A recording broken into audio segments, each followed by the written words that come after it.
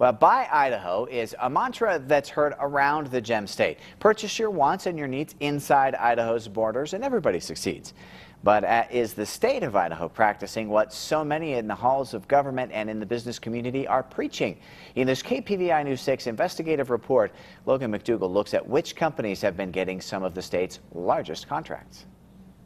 Buying Idaho is buying into our schools, our services, our agriculture. Buy Idaho. Buy Idaho. Buy Idaho. Buy Idaho. When you buy Idaho. Buy Idaho. Buy Idaho. Buy Idaho. It could be called the unofficial slogan of the Gem State's business community. Buy Idaho. Gem State business owners and government officials constantly imploring us as residents to keep our dollars inside the borders. And while many of us strive to the ideal of keeping every nickel and dime here at home, how has the state been doing when it comes to the dollars of statewide contracts? Statewide contracts are, according to the Division of Purchasing's website, contracts negotiated by purchasing that allow state agencies to contact a vendor and purchase goods or services at terms, conditions, and rates specified in the contract. The use of the contracts is governed by a section of Idaho Code that says, quote, "No officer or employee shall fail to utilize an open contract without justifiable cause for such action," meaning the state is bound to use these companies unless they can prove a reason for going with someone else. For our look, we set out to find where the companies who hold these contracts are headquartered. And what we found is that while many of these businesses have operations, distributors, franchises, etc. inside Idaho, most are based outside the Gem State's borders. For example, when law enforcement agencies inside Idaho go to buy practice ammunition, they're encouraged to buy from Salt Lake Wholesale Sports based in Salt Lake City, Utah. Or when the state goes to buy milk, it purchases it from Meadow Gold, which is a subsidiary of Dallas, Texas-based Dean Foods. All told, nearly 80% of statewide contracts go to companies and businesses headquartered outside Idaho's borders.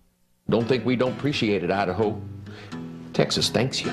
Margie and I here are just tickled to be the Wisconsin dairy farmers chosen to thank you Idahonians for buying products from Wisconsin. The two market segments where the state is consistently keeping its dollars local is fuels and vehicles.